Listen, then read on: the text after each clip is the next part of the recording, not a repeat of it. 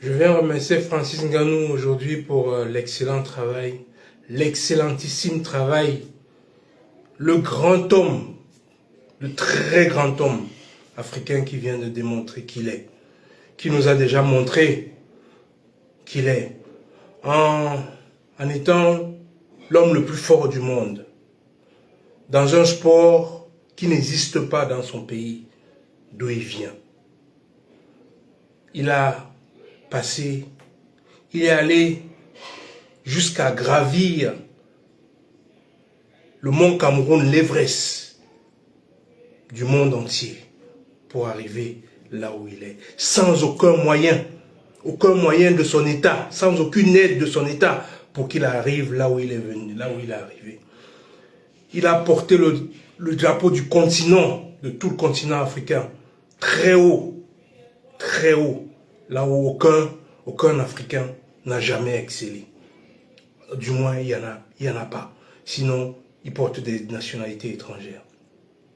Francis Ngannou y est allé et est au sommet, le meilleur des meilleurs.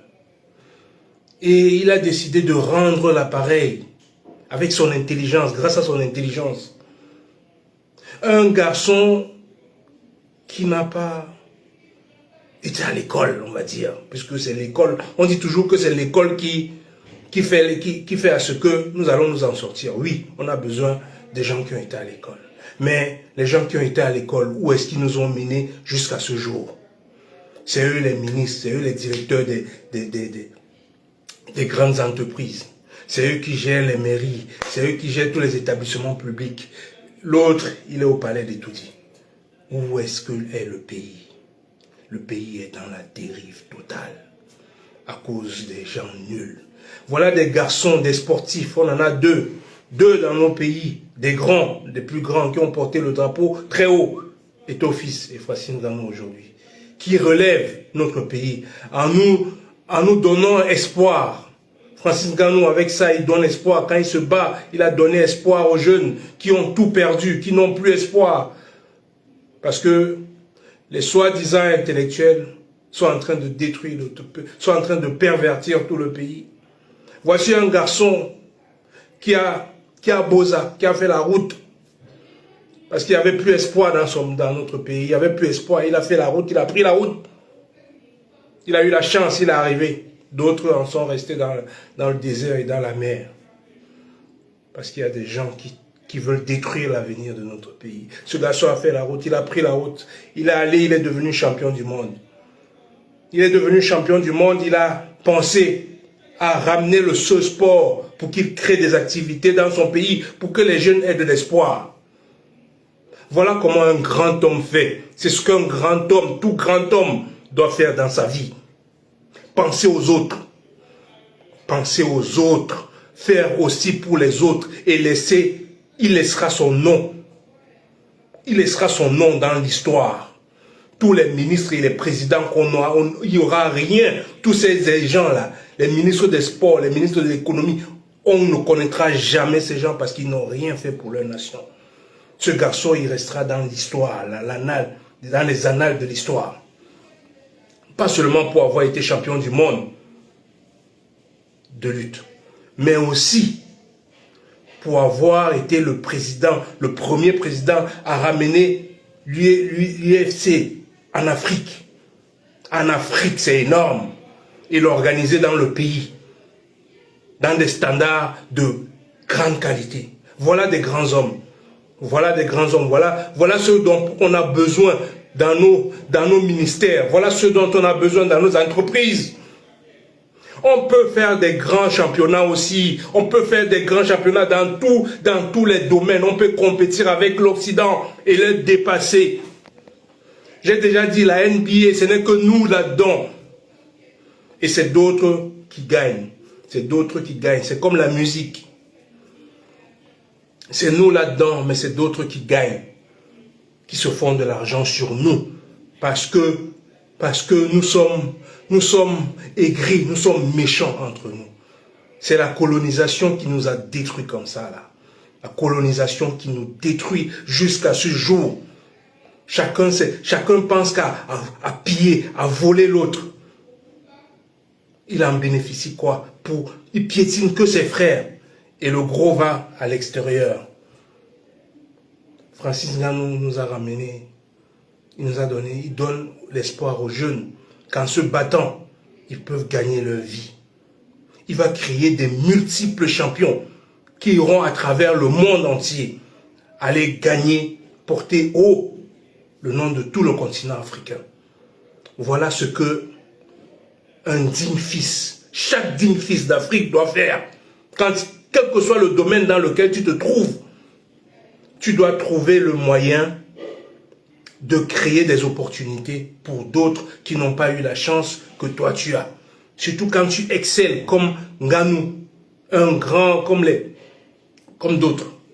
Moi, nous, on a des sportifs, des anciens retraités sportifs. Ils n'ont rien fait. Rien.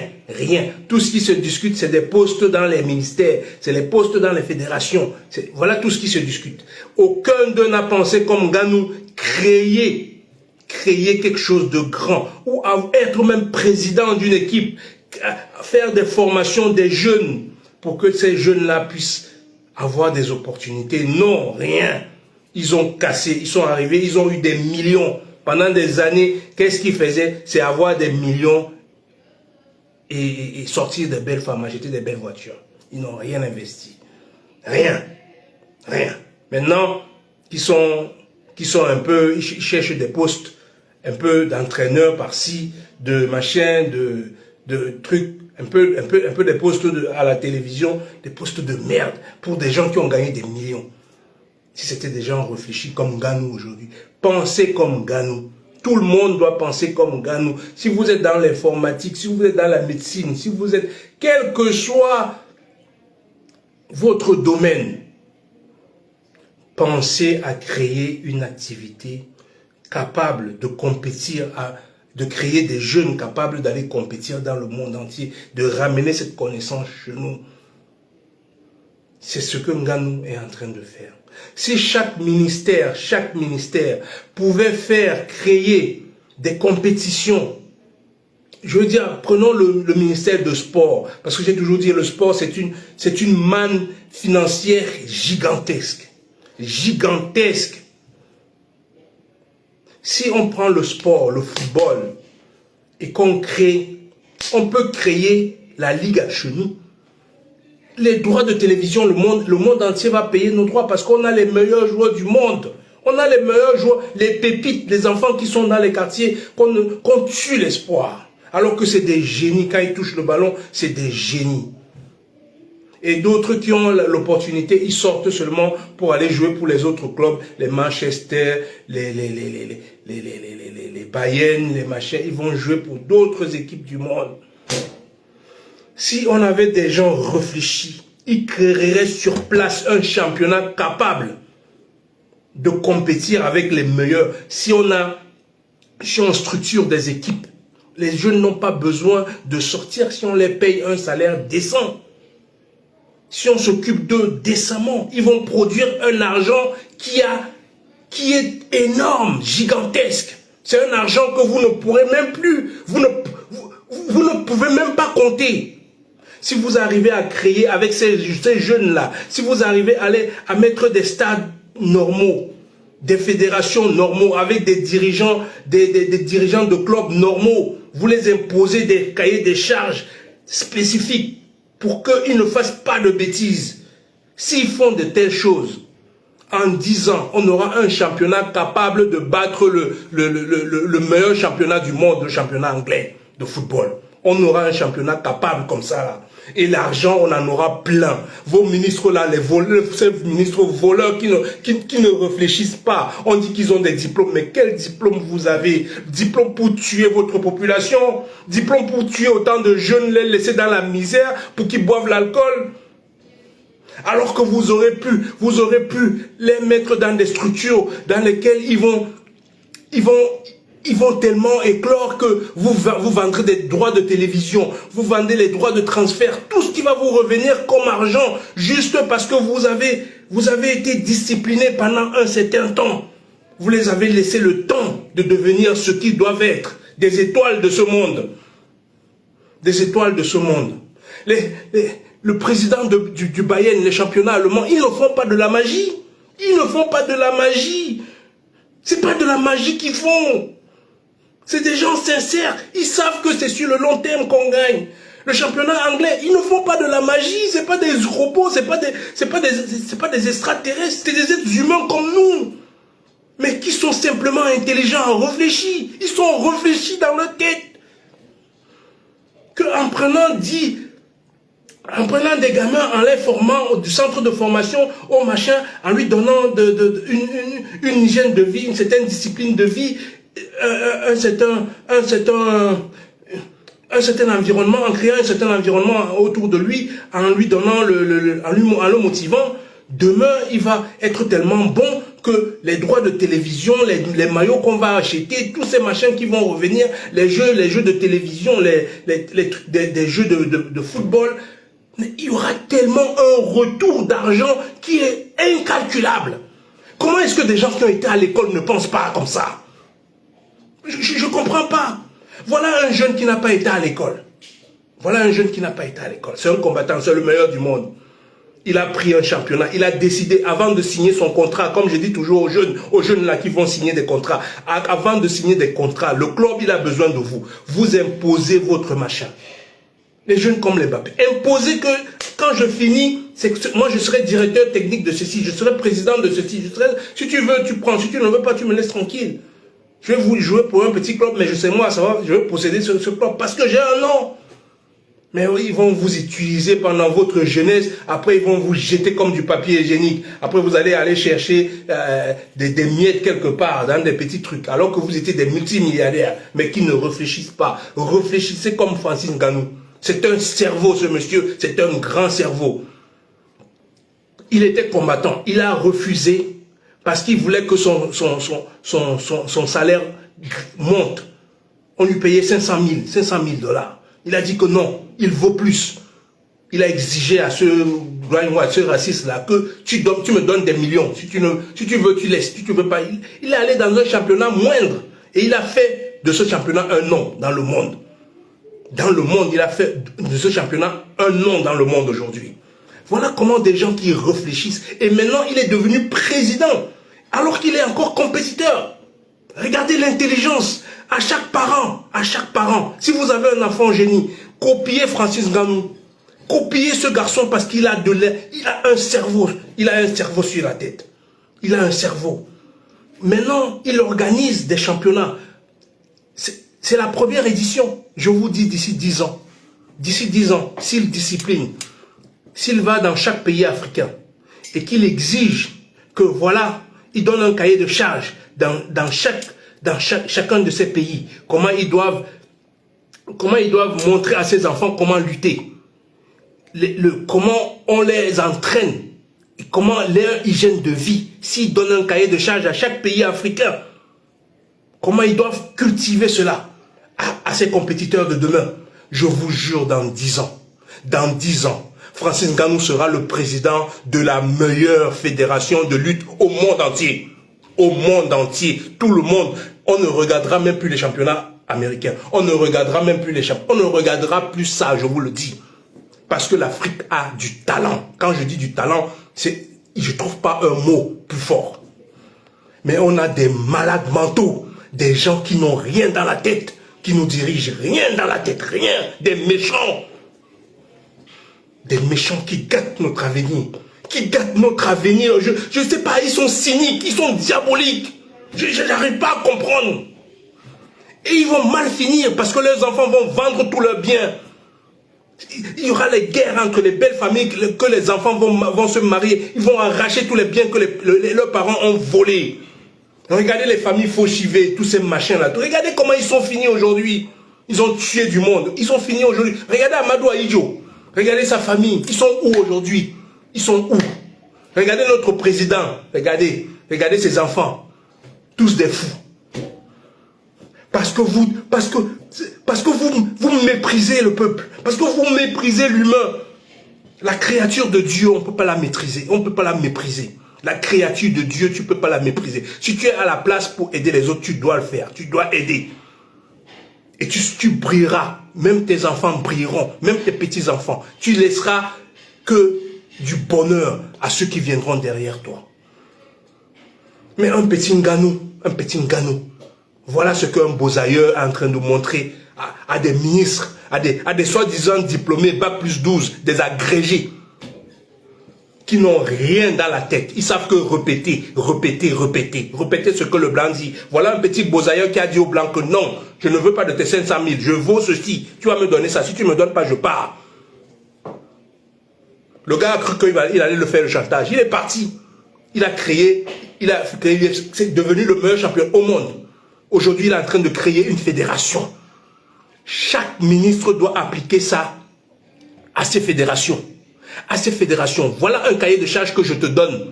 Tu dois, si c'est la théophilie, si c'est la boxe, si c'est le football, si c'est le handball, si c'est le volley, si c'est l'athlétisme, si c'est le judo, tu vas, tu donnes, tu appliques. Tu dis au président de cette fédération que je te donne un cahier de charges et je te donne les moyens. Je veux un résultat de 5 ans où est-ce qu'on a avancé. Même si tu pars en tant que ministre, ce que tu vas laisser, personne, ça va t'impacter demain. Les enfants vont éclore. On peut créer la NBA, on peut avoir une NBA dans nos pays. On n'a pas besoin de regarder les LeBron James. C'est qui LeBron James? C'est qui? Les LeBron James, il y en a plein. Il y en a plein partout en Afrique. Il y en a plein. Il y en a à la renverse. Mais on les laisse boire de l'alcool. On les laisse boire de l'alcool traîner pour rien du tout. On cache parce qu'on a des méchants, des gens sans cerveau dans la tête. Et cervelés, on me dit que c'est des gens qui ont été à l'école. Mais purée, je me dis, mais quelle école tous les jours? Quelle école vous avez été? Je n'ai pas dit que l'école était mauvaise. Non. Mais comment on peut ne pas voir, de telles petites choses qui peuvent apporter des richesses incommensurables à un pays? Comment on peut ne pas voir ça? Voilà ce que le Nganou est en train de nous montrer. Ne gâchez pas ça, parce que je sais que demain, quand il y aura du succès, ces ministres de merde qui n'ont rien foutu dans leur vie vont vouloir rentrer là-dedans pour bousiller la chose, parce qu'ils n'aiment pas voir le succès. Ils n'aiment pas voir le succès. C'est des gens qui sont contre le succès. Je ne sais pas si ça va continuer. Je prie pour lui que ça continue, parce que je sais que si ça continue, ça va être le summum des championnats du monde, de l'UFC au monde entier. Tout le monde va regarder les Africains en train de combattre dans les cages. Tout le monde. Les droits télé seront les plus chers du monde. Les compétiteurs seront les mieux payés. Il faut qu'ils les payent bien. Comme ça, ils s'entraîneront bien. Il faut qu'il y ait des salles d'entraînement qui sont de qualité. Et que l'hygiène de ces compétiteurs-là soit aussi de qualité. Imaginez que dans chaque domaine de sport, qu'il y ait ça, que quelqu'un mette les moyens aux jeunes, que ce soit garçons comme filles, qu'ils aient des moyens et qu'il y ait des championnats, des compétitions régionaux, où les meilleurs, ils s'entraînent et les meilleurs, ils font des compétitions. On prend les meilleurs iront dans chaque pays au monde. Imaginez, regardez le petit Cuba, comment ils gagnent toutes les médailles du monde. Alors qu'ils n'ont aucune infrastructure. Mais c'est la discipline, l'hygiène de vie qu'ils ont donnée à leurs compétiteurs, qui font que ça, ils portent le nom dans le monde entier. Ce n'est pas compliqué d'avoir de l'argent. C'est qu'il faut être honnête. Et il faut aimer les gens. Il faut aimer les gens pour y arriver. C'est pas avec des ministres qui couchent avec des enfants. Qui couchent avec, pour qu'un enfant puisse avoir un poste, il faut qu'il couche avec lui. Il faut qu'il le soutire son avenir. Garçon comme fille. Alors que ce ministre, s'il investissait sur cet enfant-là, si cet enfant-là devient comme Nganou demain cet enfant-là va donner l'argent à ce ministre. Quel argent il ne va pas lui donner? Mais il faut qu'il le bousille pour que cet enfant ne soit rien. Mais quelle petitesse d'esprit que vous êtes. Quelle petitesse d'esprit. Quel esprit satanique, démoniaque vous habite. Si on vous avait fait ça, vous serez ministre. Enfant, vous aurez fait des études. On a tout donné, on vous a tout mis, on a payé vos études, on vous a tout donné, vous avez des bourses, on vous a envoyé à l'étranger, l'État a tout fait. Vous, qu'est-ce que vous avez fait? Vous avez cassé l'escalier. Une fois que vous êtes monté, vous êtes passé de l'autre côté, bam, vous avez tout cassé. Un pays qui n'a même pas de route, qui n'a rien. Et les ministres, ils ont des grosses voitures. Quand ils passent, ils mettent des gyrophares, des tétards. Des tétards. Mais j'arrive pas à comprendre ce qui nous habite. Monsieur le ministre de l'Agriculture, si par exemple le ministre de l'Agriculture, par exemple, dans chaque ministère, je dis bien dans chaque ministère, si vous organisez des compétitions, en quelque temps, ce monde, on va sortir de l'esclavage dans lequel on vit. On va sortir de là. Si le ministère de l'Agriculture, parce qu'il vole les financements des paysans, il ne donne même pas le matériel, il ne donne rien du tout, il est pire. Les gens sont affamés, des gens qui ont travaillé des champs, qui n'ont même pas de matériel pour travailler, ils n'ont aucun matériel. Le ministre vole même la subvention, il ne donne rien. Il ne donne rien à ces gens-là. Et si jamais il arrive à te donner quelque chose, c'est qu'il veut ton derrière. Après, ils prennent la nourriture, ils commandent la nourriture qui vient dans des avions. Vous trouvez ça normal? C'est des gens normaux dans leur tête. Si seulement vous avez de l'intelligence à faire des compétitions, par exemple dans l'agriculture, je pense dans l'agriculture, si vous faites des compétitions régionaux, on va voir qui va créer les meilleurs plantains, qui va faire les meilleurs ignames, qui va faire les meilleurs maïs, qui va faire les plus gros maïs des machins et l'élevage, qui va faire le meilleur élevage des animaux, les plus gros animaux, comment la santé des animaux, dans le truc des poissons, qui va faire les meilleurs trucs de poissons. On va faire des compétitions entre les régions et on va voir le meilleur, on va le récompenser. Imaginez que vous faites ça. Imaginez que vous faites ça, monsieur le ministre de l'Agriculture. Imaginez que vous fassiez une telle chose. C'est pas la nourriture qui va manquer chez nous. On ira vendre notre bouffe. Ça sera la meilleure des bouffes parce que les gens vont s'y mettre pour donner le meilleur, pour créer le meilleur de trucs. Et vous pourrez vendre la bouffe à travers le monde entier. Et vous aurez des devises, monsieur le ministre. Vous aurez tellement d'argent que vous ne saurez même pas où le mettre. Parce que vous avez su éduquer, former les agriculteurs, les donner des cahiers de charges, les montrer, les amener dans d'autres endroits, comment apprendre à être meilleur. Et à les donner les outils avec lesquels ils doivent travailler pour que le pays ne meure pas de faim.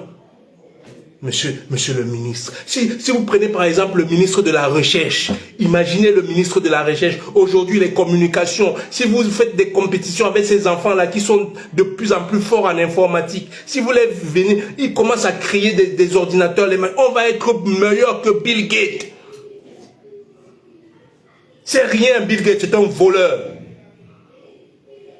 C'est rien, si on prend des enfants, on les forme, on les donne une formation.